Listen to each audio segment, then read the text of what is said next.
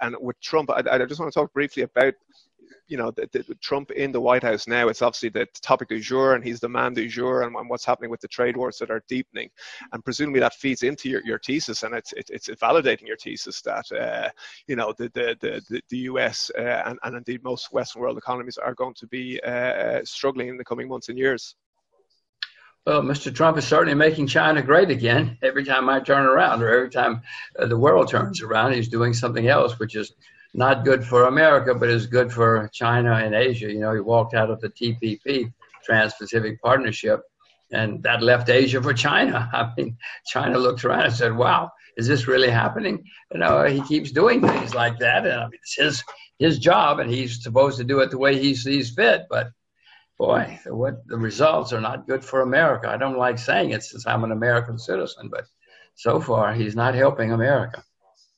Exactly. I know. I mean, that would be our view. I think most people's view in the world. It's crazy when so-called communist China is more embracing free markets far more than the US. It is a very worrying trend. So in the light of that, I mean, you are bearish, and you're bearish more so on obviously the Western world, given both the demographics and also the debt profile. And I mean, you're one of the few people that is consistently saying, listen, this debt is not sustainable. The US is now over 21 trillion, and then we have the unfunded liabilities of 100 trillion plus.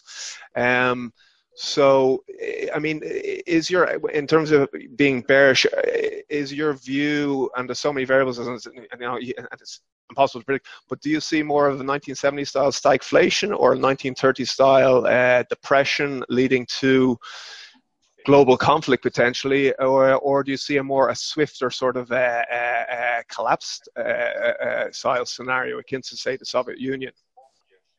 Well, Mark, it's been 10 years since we had the last bear market, and historically we have them more often than that. We don't have to have them more often than that, but we always have, or nearly always have. So I would suspect we're getting closer.